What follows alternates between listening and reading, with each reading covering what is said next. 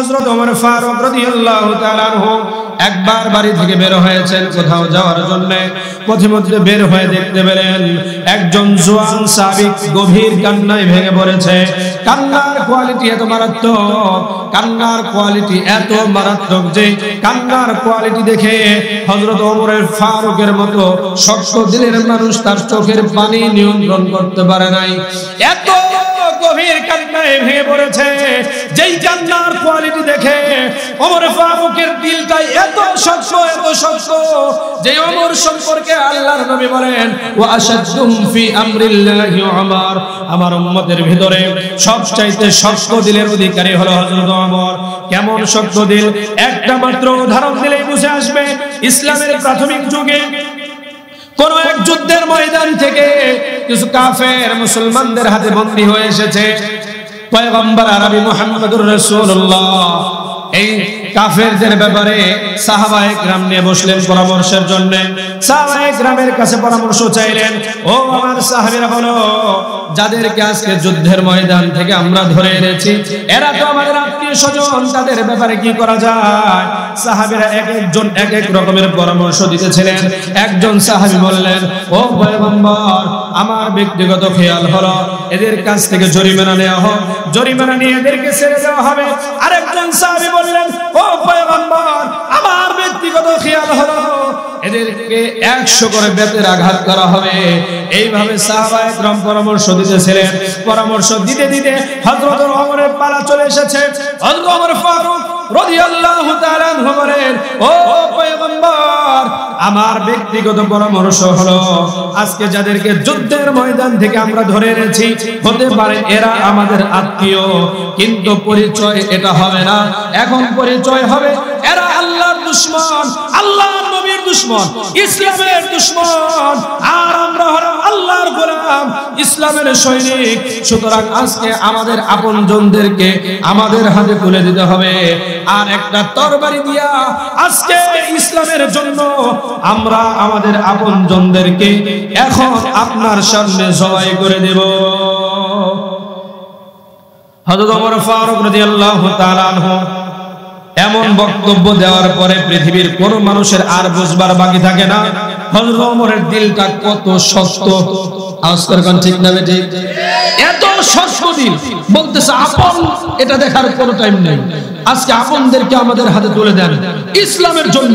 এখন আপনার সামনে ধারালো তরবারি দিয়ে এদেরকে জবাই করা হবে। এমন শক্ত দিলের মানুষ। যুবকের কান্না দেখে চোখের পানি নিয়ন্ত্রণ করতে পারলেন না, কান্নায় ভেঙে পড়লেন। কান্না কণ্ঠে ডেকে বলেন, ও যুবক, কেন তুমি কাঁদো? কান্নার কারণ কি বলো? যুবক তখন ডেকে বলে, ভাই ওমর, তোমার কাছে বলে কি লাভ হবে? ওমর ফারুক বলেন, বলো শুনি, কেন তুমি কাঁদো? যুবক তখন ডেকে বলে, ভাই ওমর, আল্লাহর এই জমিনের উপরে এমন মারাত্মক একটা গুনাহ আমি করেছি, যেই গুনাহটার কারণে আমার মনে হয় আসমান কখন জানি আমার মাথার উপরে ভেঙে পড়বে, না জানি এই জমিন আমাকে গিলে খেয়ে ফেলে, এই ভয়ে আমি কান্দি। হযরত ওমর ফারুক বলেন, যুবক রে, কান্নার কোনো প্রয়োজন নাই। তোমার গুনাহটা যত বড় হোক না কেন, তোমার গুনার চাইতে আমার আল্লাহর দয়া এবং মায়া কোটি গুণে বড়। এরপরে যুবকের কান্না বন্ধ হয়। যুবক ডেকে বলে, ভাই ওমর, তোমার এই কথায় আমার কান্না বন্ধ হবে না, তবে তুমি যদি আমার কান্না বন্ধ করতে চাও তাহলে আমাকে নিয়ে মুহাম্মদুর রাসূলুল্লাহর দরবারে চলে যাও। বিশ্ব নবীকে নিয়ে যদি আল্লাহর কাছে আমার জন্য দোয়া করাতে পারো, কারণ আমি জানি নবীগণ হচ্ছে মুস্তাজাবুদ দাওয়াত, নবীগণের দোয়া আল্লাহ পাক ফেরত দেন না। কাজেই আমাকে নিয়ে যদি মুহাম্মদুর রাসূলুল্লাহর দরবারে যেতে পারো আর মুহাম্মদুর রাসূলুল্লাহর হাত দিয়া যদি আল্লাহর কাছে মাগফিরাতের দোয়া করাতে পারো, তবেই আমার কান্না বন্ধ হবে, অন্যথায় আমার কান্না বন্ধ হবে না। হযরত ওমর ফারুক রাদিয়াল্লাহু তাআলা আনহু যুবককে সঙ্গে করে নিয়ে রওনা হয়ে গেলেন। বিশ্ব নবী মুহাম্মদুর রাসূলুল্লাহ দরবারে চলে গেলেন। হুজুরা শরীফের সামনে গিয়া ওমর ফারুক বলেন, ও যুবক, এইখানে অপেক্ষা করো, আগে ভিতর থেকে মুহাম্মদুর রাসূলুল্লাহর মেজাজটা আমি বুঝে আসি, কারণ মানুষের মেজাজ সব সময় একরকম থাকে না, ঠিক আছে না? মেজাজ সব সময় একরকম থাকে না।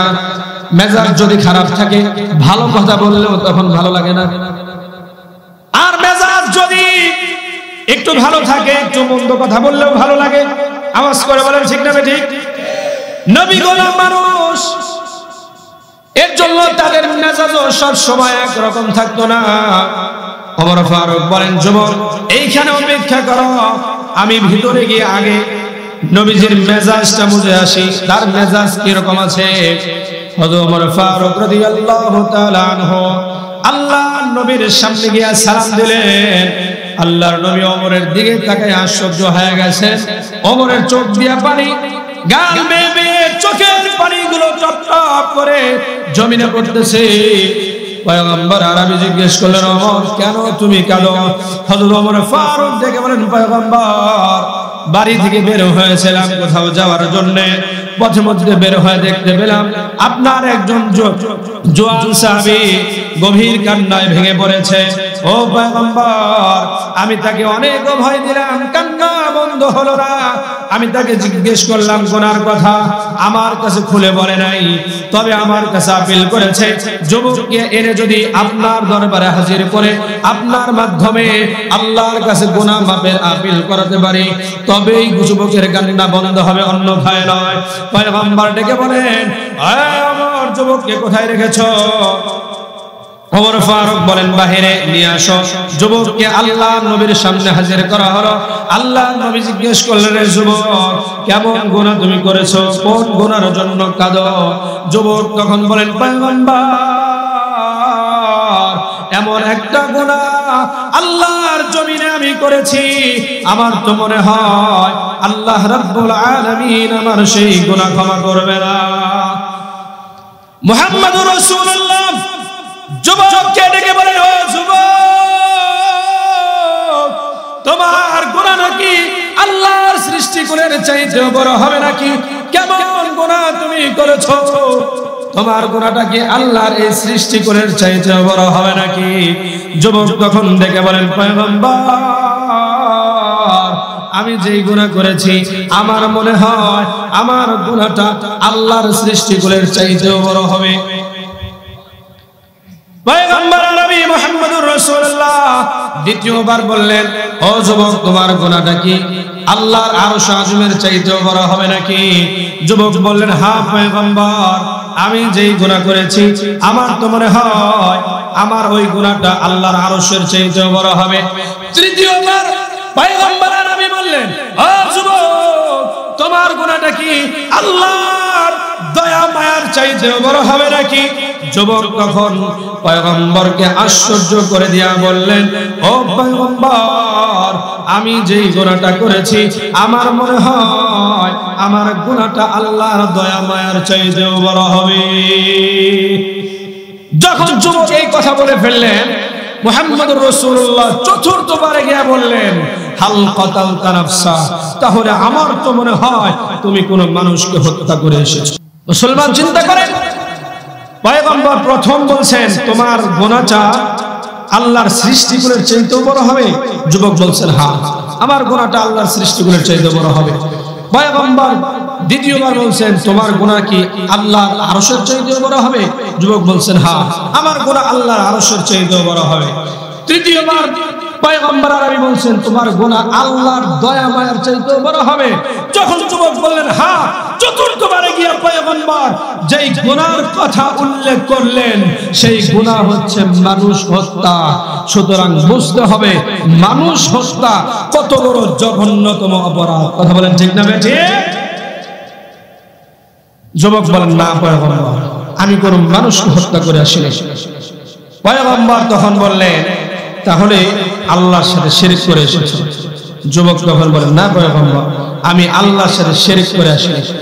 পয়গম্বর তখন ডেকে বলেন, আরমিয়া, তুমি বলতেছো তোমার গুনাহ আল্লাহর সৃষ্টিকুলের চাইতে বড়, তুমি বলতেছো তোমার গুনাহ আল্লাহর আরশ আযমের চাইতে বড়, তুমি বলতেছো তোমার গুনাহ আল্লাহর দয়াবার চাইতে বড়, এরপরে আবার বলো মানুষ খুন করো নাই, আল্লাহর সাথে শিরক করা শোনাই। তাহলে তোমার গুনার কথা না বললে আমি বুঝবো কেমনে? আল্লাহর কাছে আমি বলবো কেমনে তোমার গুনার কথা? আমাকে তো খুলে বলতে হবে। যুবক তখন বলেন, ও পয়গম্বর, এমন একটা গুনাহ আল্লাহর এই জমিনে আমি করেছি, আমার মনে হয় রব্বুল আলামিন আমার গুনাহ ক্ষমা করবে না। আর আপনি আমাকে ওই গুনার বর্ণনা দিতে বলেন, ওই গুনার বর্ণনা যদি আমি দিতে চাই তাহলেই তো আমার অন্তর আবার কেঁপে ওঠে, না জানি আমার কলিজা আবার ফেটে যায়। পয়গম্বর আরবি বলেন, ও যুবক, তুমি যদি তোমার গুনার কথা না বলো আমি বুঝবো কেমনে? খুলে বলো। যুবক তখন বর্ণনা দেয়, ও পয়গম্বর, আমি হলাম একজন কাফন চোর। মদিনা থেকে কোন মানুষ যদি পৃথিবী থেকে বিদায় হয়ে যায়, এই মানুষটাকে যখন তার আত্মীয় স্বজনেরা কবরস্থ করে কমপ্লিট দাফন কাফন করে বাসায় চলে যায়, তার আত্মীয় স্বজনের চোখ ফাঁকি দিয়া আমি ওই কবরস্থানে গমন করে ওই লাশ উঠায়া কাফন গুলো খুলে নিয়ে বাজারে বিক্রি করে খাই, এটাই আমার জীবিকা নির্বাহের পথ। পয়গম্বর, কয়েকদিন আগে মদিনার একজন যুবতী সুন্দরী মহিলা পৃথিবী থেকে বিদায় হয়ে গেলেন। তার আত্মীয় স্বজনেরা দিনের বেলায় তাকে দাফন কাফন করে কমপ্লিট সব কাজ শেষ করে বাসায় চলে গেল। রাতের অন্ধকারে সকলের চোখ ফাঁকি দিয়া, দুনিয়ার মানুষের চোখ ফাঁকি দিয়া রাতের বেলায় আমি কবরস্থানে গমন করলাম। ও পয়গম্বর, কবরস্থানে গমন করে ওই কবর খনন করে যুবতীর লাশ বের করেছি। এরপরে যুবতীর লাশ থেকে 5টা কাফনের টুকরা খুলে নিয়ে আমি আবার বাড়ির দিকে রওনা হয়েছি। কয়েক কদম সামনে অগ্রসর হওয়ার পরে শয়তান আমার ঘাড়ে সওয়ার হয়ে গেল। আমার কানে প্রবঞ্চনা দিয়া বলল, রে যুবক, সারা জিন্দেগি শুধু কাফন চুরি করলা, আজকেও কাফন নিয়ে তুষ্ট হয়ে গেল। তুমি কি জানো কার শরীর থেকে আজকে কাফন চুরি করেছ? শয়তান আমার কানে কানে এসে বলল, রে যুবক, আজকে যেই মহিলার শরীর থেকে কাফনের কাপড় খুলে নিয়েছ, একটু পিছনে ব্যাক করে যাও, হাতের টসটা মেরে দেখো, এত সুন্দরী রূপবতী সুন্দরী মহিলা এই জিন্দেগিতে আর তুমি দেখো নাই। ও পয়গম্বর, শয়তান যখন এইভাবে আমাকে প্রবঞ্চনা দিতে লাগলো, শয়তানের ধোঁকায় পড়ে আমি আবার পিছনে ব্যাক করলাম, পিছনে চলে গেলাম, কবরস্থানে আবার নেমে গেলাম।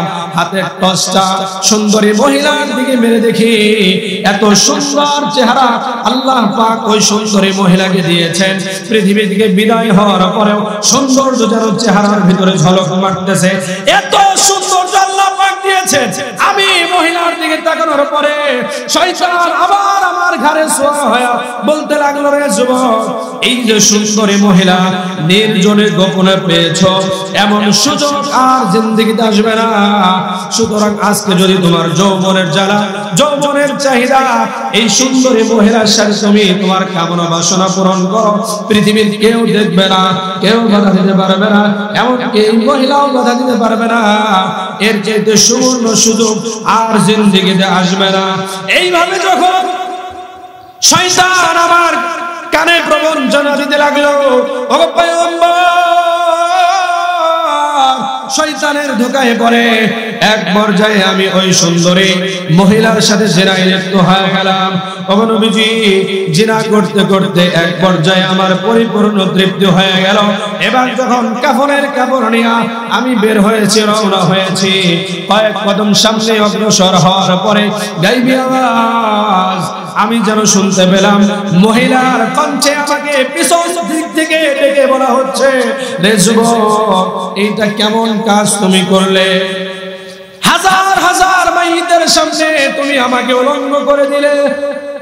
ও পয়গম্বর, শুধু এই আওয়াজটাই আসলো তা নয়, এই আওয়াজের পরক্ষণে আমার কানে আওয়াজ আসলো, আমাকে ডেকে বলা হলো, রে যুবক, এইটা কেমন কাজ তুমি করলে? আমার পবিত্র শরীরটাকে তুমি কেমনে অপবিত্র বানায় দিলে? এই অপবিত্র শরীর নিয়ে আল্লাহর সামনে কিয়ামতের ময়দানে আমি কেমনে দাঁড়াবো? এই অপবিত্র শরীর নিয়ে আল্লাহর সামনে দাঁড় করানোর ব্যবস্থা তুমি আমাকে করে দিলে, আল্লাহর সামনে আমি কেমনে দাঁড়াবো? এই আওয়াজগুলো যখন আমার কানে ভেসে আসলো, পয়গম্বর একটা মুহূর্ত আর দেরি করে নাই, কবরস্থান থেকে কাফনের কাপড় ফেলে দিয়ে বের হয়ে গেলাম। বাড়িতে যাই নাই, 3 দিন 4 দিন পার হয়ে গেছে, কোনো খাবার গ্রহণ করি নাই। পয়গম্বর এই গুনার ভয়ে আমি কান্দি, না জানি কখন আসমান আমার মাথার উপরে ভেঙে পড়বে, না জানি জমিন কখন আমাকে গিলে খেয়ে ফেলবে। ও পয়গম্বর, আল্লাহ পাক কি আমার এই গুনাহ ক্ষমা করবে? এমন বর্ণনা দেওয়ার পরে পয়গম্বর আরবি মুহাম্মদুর রাসূলুল্লাহ ডেকে বললেন, রে যুবক, তোমার গুনাহটা তো আসলেই সাংঘাতিক মারাত্মক গুনাহ। পয়গম্বর যখন এমন কথা বলেছেন, যুবক আর একটা মুহূর্ত দেরি করেন নাই, কারণ যুবক তো সাহাবী, যুবক জানে পয়গম্বর যেখানে সিরিয়াস গুনাহ বলেছেন, সাংঘাতিক বড় গুনাহ বলেছেন, এইখানে পয়গম্বর যদি এখন আমার বিরুদ্ধে কোনো কথা বলে তাহলে সেটাই আরশের মালিক কবুল করে নেবে। এর জন্য একটা মুহূর্ত আর দেরি করলেন না, সঙ্গে সঙ্গে পয়গম্বরের দরবার থেকে বের হয়ে গেলেন। বের হয়ে গেলেন তো গেলেন, 1 দিন 2 দিন 3 দিন 4 দিন 5 দিন করে করে 40 দিন যখন পূর্ণ হয়ে গেল, 40 দিন পরে রব্বুল আলামিন জিবরাইল আলাইহিস সালাতু ওয়াস সালামকে পাঠিয়ে দিয়েছেন। জিবরাইল আলাইহিস সালাতু ওয়াস সালাম পয়গম্বরকে এসে সালাম দেয়া বলেন, ও পয়গম্বর, আল্লাহ পাক আপনাকে সালাম দিয়েছেন। এরপরে আল্লাহ তাআলা 3টা প্রশ্ন আপনাকে করেছেন। এই 3টা প্রশ্নের উত্তর আল্লাহ পাক চেয়েছেন। এই 3টা প্রশ্ন আল্লাহ পাক আপনাকে করে আমাকে পাঠিয়েছেন। মুহাম্মদুর রাসূলুল্লাহ বলেন, কি প্রশ্ন বলো? জিবরাইল আলাইহিস সালাতু ওয়াস সালাম আল্লাহর পক্ষ থেকে প্রথম প্রশ্ন করেন, ও পয়গম্বর, আপনি বলুন, আল্লাহ পাক জিজ্ঞেস করেছে तमाम দুনিয়ার মাখলুককে সৃষ্টি করেছে। পয়গম্বর আরবি মুহাম্মদুর রাসূলুল্লাহ সাল্লাল্লাহু আলাইহি ওয়াসাল্লাম বলে, ও জিবরাইল, কেমন প্রশ্ন করলে? तमाम পৃথিবীর মাখলুক আল্লাহ পাক সৃষ্টি করেছেন, শুধু তাই না, আল্লাহ তাআলা তো আমি মুহাম্মদুর রাসূলুল্লাহকে সৃষ্টি করেছেন। জিবরাইল আলাইহিস সালাতু ওয়াস সালাম দ্বিতীয় প্রশ্ন শুরু করলেন।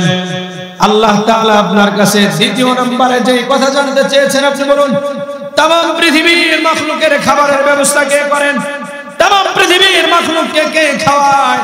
পয়গম্বর আরবি বলেন, ও জিবরাইল, এ কেমন প্রশ্ন তুমি করো? এ আজীব প্রশ্ন কেমনে করো? तमाम পৃথিবীর মাখলুকের খাবারের ব্যবস্থা আল্লাহ পাক করেন, শুধু তাই না, আমি বিশ্ব নবীকে তো আমার আল্লাহ খাওয়ায়। আল্লাহ পাক তো আমাকেও খাওয়ায়। জিবরাইল আলাইহিস সালাম তখন ডেকে বলেন, ও পয়গম্বর, তৃতীয় নম্বরে আল্লাহ পাক জানতে চেয়েছেন, আপনি বলেন, तमाम পৃথিবীতে আল্লাহ পাক মাখলুক সৃষ্টি করেছেন, মাখলুকের ভিতরে উত্তম মাখলুক, সেরা মাখলুক আল্লাহ তাআলা সৃষ্টি করেছেন মানুষ। মানুষ বলতেই হলো গুনাহগার, আর গুনাহগারদের গুনাহ ক্ষমা করার হক, গুনাহ ক্ষমা করার দায়িত্ব কার? কে ক্ষমা করেন? পয়গম্বর আরবি বলেন, ও জিবরাইল, আশ্চর্য প্রশ্ন করো, तमाम পৃথিবীর গুনাহগারদেরকে আল্লাহ পাক ক্ষমা করে, তাই না, আমার আল্লাহ তো আমি নবীকেও ক্ষমা করে। যখন এই প্রশ্নের জবাব দিয়েছে, তখন জিবরাইল আলাইহিস সালাম ডেকে বলেন, পয়গম্বর, যদি तमाम পৃথিবীর সমস্ত গুনাহগারদের গুনাহ ক্ষমা করার একমাত্র পাওয়ার আল্লাহ পাকের থাকে, তাহলে আজ থেকে 40 দিন পূর্বে আপনার দরবারে আপনার একজন জওয়ান সাহাবী তার গুনার কথা বলার জন্য এসেছিলেন। সেই কথা কি মনে আছে? বলে, হ্যাঁ মনে আছে। তাহলে আল্লাহ সাহাবী একজন নবীর সাহাবী আপনার কাছে এসে বললেন, আপনি কেন আল্লাহর রহমতের আশাটাকে দেখালেন না? আপনার দরবার থেকে আপনার ওই জওয়ান সাহাবী বের হয়ে গেলেন, আজ পর্যন্ত তার কোনো খোঁজ খবর নেন নাই। আপনি কি জানেন তার হাল হাকিকত কি, তার অবস্থা কেমন, সেটা কি আপনি জানেন? পয়গম্বর বলেন, না আমি তো জানি না, তার কোনো খোঁজ খবর আমি নেই নাই। জিবরাইল আলাইহিস সালাতু ওয়াস সালাম তখন ডেকে বলেন, ও নবীজি, আপনার দরবার থেকে বের হয়ে গেছে, দুনিয়ার কোনো মানুষের কাছে যায় নাই, আত্মীয় স্বজনের কাছে যায় নাই, বন্ধু বান্ধবের কাছে যায় নাই, দুনিয়ার কোনো মানুষের কাছে যায় নাই। আপনার দরবার থেকে আপনার জওয়ান সাহাবী বের হয়া সবচাইতে উঁচু পাহাড়ের টিলার উপরে, উঁচু টিলার উপরে গিয়া আল্লাহর কাছে হাত তুলে বলতেছে, ও আল্লাহ, আমি গুনাহগার, আমার চাইতে বড় পাপী আল্লাহর এই জমিনে আর নাই। আমি রাসূলের কাছে গিয়েছি, রাসূল আমাকে বিদায় করে দিয়েছে, দুনিয়ার মানুষ আমাকে বিদায় করে দিয়েছে। ও আল্লাহ, আমি এখন তোমার দরবারে হাজির হয়েছি, তুমি যদি আমাকে ফেরায় দাও, আমি কোথায় যাব, কার কাছে যাব? ও আল্লাহ, আমি তোমার দিকে আগে এসেছি, এর চাইতে কাছে যাওয়ার ক্ষমতা আর আমার নাই। আমার যদি আরো উপরে যাওয়ার ক্ষমতা থাকতো, আমি তোমার আরো কাছে যেতাম। ও আল্লাহ, তুমি আমাকে ফিরিয়ে দিও না, মেহেরবানি করে আমার গুনাহগুলো মাফ করে দাও। জিবরাইল ডেকে বলল, পয়গম্বর, এইভাবে 40 দিন হয়ে গেল কান্না করতেছে, কান্না করতে করতে চোখের পানির বিনিময়ে চোখ দিয়ে রক্ত বের হওয়া শুরু হয়েছে, চেহারার কোনো হাল নাই, শরীরের কোনো হাল নাই, কাঁদতে কাঁদতে এমন অবস্থা হয়ে গেছে। ও পয়গম্বর, আল্লাহ পাক আমাকে আপনার কাছে কেন পাঠাইছেন জানেননি? আল্লাহ তাআলা আমাকে বলেছেন, জিবরাইল যাও আমার বন্ধুর কাছে গিয়ে বলো, আমার বন্ধু যেন তার বড় বড় সাহাবায়ে কেরাম দিয়া ওই যুবককে ডেকে রে, আমি আল্লাহ যুবককে মাফ করে দিয়েছি, আমার বন্ধুর পবিত্র জবান দিয়া ওই যুবকের কানে যেন সেই সুসংবাদ দিয়া দেয়। তাহলে চিন্তা করার বিষয় হলো, এত মারাত্মক গুনাহ, এত বড় গুনাহ, সেই গুনাহটাও তওবা করলে মাফ করে দেয় যিনি, তিনি কে? আওয়াজ করে বলতে হবে, তিনি কে? এই আওয়াজও হবে না, আওয়াজ করে চিল্লায় জবান খুলে বলতে হবে, বান্দা অপরাধী বান্দাদের গুনাহ যিনি মাফ করেন তিনি কে? দুনিয়ার নিয়ম হলো অপরাধ করেন, স্বাধীনতার 54 বছর শুরু হয়ে যাবে আগামী মাসে, 50 বছর পরে গিয়েও দেশে যে মানুষ অপরাধ করে তাদের বিচার হয় কি হয় না? আওয়াজ করে দুনিয়ার নিয়ম হলো, আজকে অপরাধ করবেন, প্রতিশোধ নেওয়ার জন্য ঘুরবে, আজ না হয় কাল, 1 বছর 2 বছর 3 বছর 5 বছর পরে হলেও তার প্রতিশোধ গ্রহণ করবে। কিন্তু রব্বুল আলামিন বান্দাকে এত ভালোবাসে, বান্দাকে এত মোহাব্বত করে, 50 বছর অপরাধ করার পরে এই বান্দা যখন চোখের পানি ছেড়ে দিয়া আল্লাহকে বলে, আল্লাহ আমার গুনাহ তুমি মাফ করে দাও, রব্বুল আলামিন তখন ডেকে বলে, বান্দা চোখের পানি নাকের ডগায় আসার আগে আমি আল্লাহ বান্দার গুনাহ মাফ করে দেই। কেন কেন কেন? রব্বুল আলামিন বান্দাকে অনেক মোহাব্বত করে বানিয়েছেন। আওয়াজ করে কোন কি করে বানাইছেন? আরো জোরে বলেন, মোহাব্বত করে বানাইছেন। এই দুনিয়াতে আমাদের চোখে যা পড়ে এবং আমাদের দৃষ্টি সীমানার বাইরে যত মাখলুক আছে, রব্বুল আলামিন সমস্ত মাখলুককে বানাইছেন কুন ফায়াকুনের মাধ্যমে।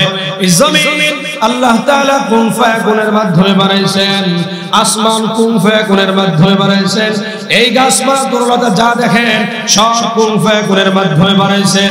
মাছ গাছ গাছপালা তরুলতা যা দেখেন আর না দেখেন সব কিছু আল্লাহ পাক কুন ফায়াকুনের মাধ্যমে বানাইছেন, নিজ হাতে বানান নাই, ফেরেশতাদের মাধ্যমে বানাইছেন। কিন্তু রব্বুল আলামিন বান্দাদের সম্পর্কে কি বলছেন? আল্লাহ তাআলা বলেন, ও দুনিয়ার মানুষ শোনো, তোমাদেরকে কুন ফায়াকুনের মাধ্যমে বানাই নাই, আমি আল্লাহ আমার কুদরতি হাত দিয়ে তোমাদেরকে বানাইছি। একমাত্র মাখলুক, একমাত্র মানুষ নামক মাখলুক যাদেরকে আল্লাহ তাআলা কুন ফায়াকুনের মাধ্যমে বানান নাই। রব্বুল আলামিন মানুষকে বানাইছেন আল্লাহ পাকের কুদরতে হাত দিয়া। মানুষের দাম আছে না নাই? আরো জোরে বলেন আছে না নাই?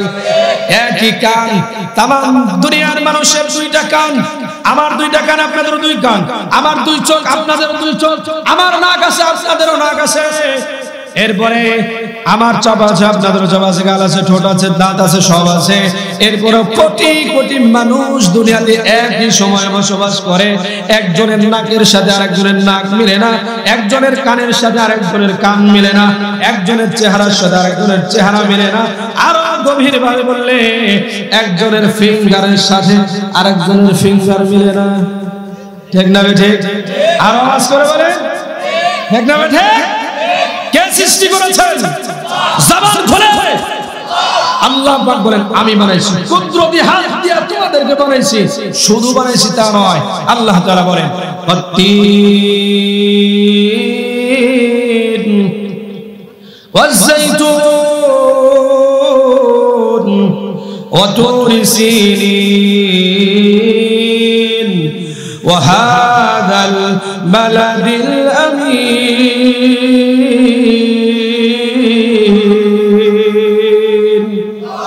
রব্বুল আলামিন বলেন মানুষকে আমি বানাইছি এমনি এমনি না, চারটা কসম খাওয়ার পরে আমি আল্লাহ বলেছি মানুষকে আমি সৃষ্টিকুলের ভিতরে সবচেয়ে বেশি সুন্দর এবং মজবুত করে বানিয়েছি। সুবহানাল্লাহ।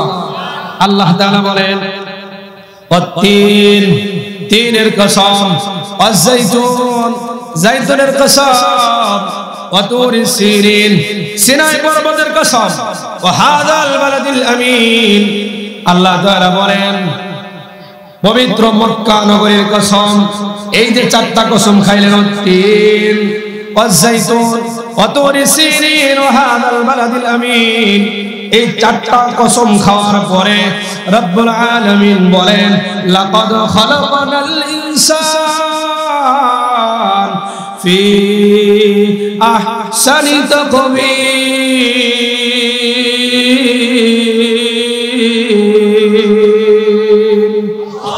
রব্বুল আলামিন বলেন তামাম পৃথিবীতে যত মাখলুক আমি আল্লাহ পাক বানাইছি, তামাম পৃথিবীর মাখলুকের ভিতরে সর্বশ্রেষ্ঠ মাখলুক, সবচেয়ে উত্তম, সবচেয়ে সুন্দর, শক্তিশালী একমাত্র মাখলুকের নাম হচ্ছে মানুষ।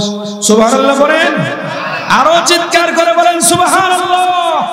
যে আল্লাহ পাক এত কুদরত দিয়া, এত দান দিয়া আমাদেরকে বানালেন, আমরা সেই আল্লাহর গোলামি বাদ দিয়ে আজকে মানুষের গোলামি করি। আওয়াজ করে বলেন নেতার পিছনে সারা দিন ঘুরে, আছে না? নামাজের সময় নাই, আছে না নাই? নেতা যদি কয় এই গোপনে পোস্টার লাগাতে হবে রাত 12টা থেকে রাত 3টা পর্যন্ত, তখন সব মানুষ ঘুমায় থাকে। মানুষের চোখের আড়ালে পোস্টার লাগাতে হবে, রাত 12টা থেকে 3টা পর্যন্ত পোস্টার লাগাবি। লাগাই কি লাগায় না? আরো জোরে কর।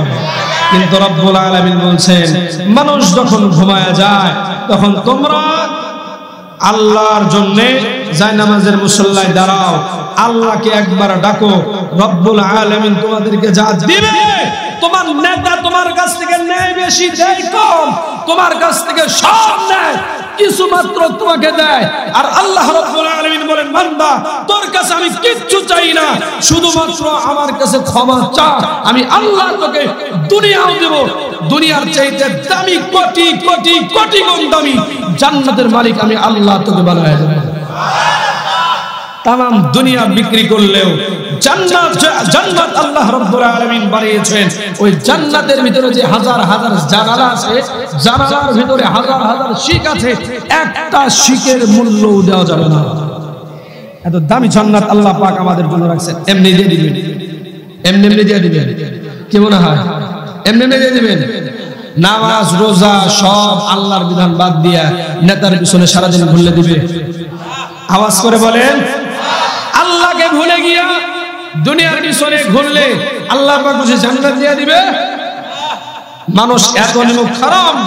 রব্বুল আলামিন বলছেন কাইফা তাকফুরুনা বিল্লাহ, ওয়া কুনতুম আমওয়াতান ফাআহইয়াকুম কাইফা তাকফুরুনা বিল্লাহি ওয়া কুনতুম আমওয়াতা। রব্বুল আলামিন বলেন, মানুষকে আমি এত কিছু দিলাম, এরপরে মানুষ আমার সাথে কেমনে নিমুখ খারামি করে। আশ্চর্য হয়ে আল্লাহ পাক কাইফা শব্দ ব্যবহার করেছেন, আশ্চর্যবোধক শব্দ ব্যবহার করেছেন। উদাহরণ দিলে ভালো বুঝবেন। একটা ছেলে বিয়ে শাদী করার পরে 10 বছর বাচ্চা হয় না, সন্তান হয় না। সন্তান না হওয়ার যে জ্বালা, যে যন্ত্রণা, যার সন্তান হয় না সেই একমাত্র বুঝে। আওয়াজ করে কোন ঠিক কিনা? 10 বছর পরে, 15 বছর পরে একটা ছেলে হয়েছে। কয়টা? আদর কম থাকবে না বেশি? কথা বুঝেন, আমার কথা বুঝেন। 15 বছর পরে একটা সন্তান হয়েছে, আদর কম থাকবে না বেশি? এই সন্তানকে অনেক কষ্ট করে বাবা বড় করে, অনেক কষ্ট করে রিক্সা চালায়, টাকা পয়সা দিয়ে লেখাপড়া শিখেছে। এরপরে ধীরে ধীরে বড় হয়েছে। বাবার একটা স্বপ্ন আছে, সন্তানকে বিয়ে শাদী করাবে। প্রত্যেক বাবার এমন একটা স্বপ্ন থাকে কি থাকে না? আর আওয়াজ করে বলেন, থাকে কি থাকে না? এই সন্তান ধীরে ধীরে বড় হচ্ছে, ঢাকায় পড়ালেখা করে। হঠাৎ করে একদিন কমপ্লিট কাজ ছেড়ে বিয়ে করে স্ত্রী নিয়ে বাড়িতে আসছে। বাবা খুব খুশি হবে। আওয়াজ করে বলেন, খুশি হবে? মা খুব খুশি হবে। বাবার মন খারাপ, মার মন খারাপ। এখন আশেপাশের লোক যারা আছে তারা দেখেছে সন্তানকে অনেক কষ্ট করে মানুষ করেছে। তারা তখন বলে, আশ্চর্য হয়ে গেলাম, এত বছর পরে একটা সন্তান হলো, এরপরে আমরা দেখলাম এত কষ্ট করে এই সন্তানকে বড় করলো, এত কষ্ট করে পড়ালেখা করাইলো। এই সন্তান কিভাবে পারলো বাবাকে না জানায়, মাকে না জানায় বিয়ে করে আনতে? এমন কথা মানুষ বলে কি বলে না? খুব আশ্চর্য হয়ে বলে, এই সন্তান কেমনে এই কাজ করলো? কথা ঠিক না ঠিক?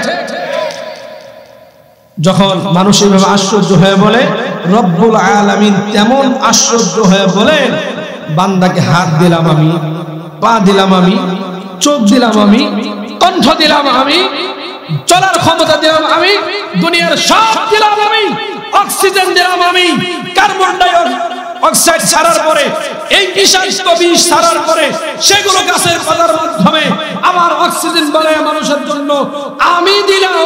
এত কিছু দেওয়ার পরে এই মানুষ আমি আল্লাহর পায়ে সেজদা না দিয়া নেতার পিছনে কেমনে ঘুরে? বড়ই আশ্চর্যের কথা। খুব আশ্চর্য। নেতাকে হাত দিয়েছেন? আওয়াজ করে কোন হাত দিয়েছেন কে? জবান খুলে বলেন, কে দিয়েছেন? পা কে দিয়েছেন?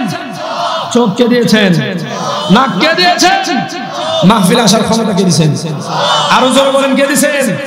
আমাদের মতো 2 পা বিশিষ্ট, আমাদের মতো সুস্থ মানুষ বাইরে আছে না নাই? আরো জোরে বলেন, আছে না নাই? ঝালমুড়ির দোকান, পেঁয়াজের দোকানে আমাদের সাথে কম না বেশি? আরো জোরে বলেন।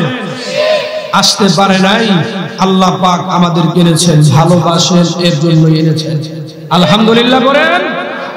ভালো কাজ করার জন্য তৌফিক লাগে আল্লাহর পক্ষ থেকে। আল্লাহ পাক যাকে তৌফিক দেবে সেই একমাত্র তৌফিক পাবে, অন্যথায় সম্ভব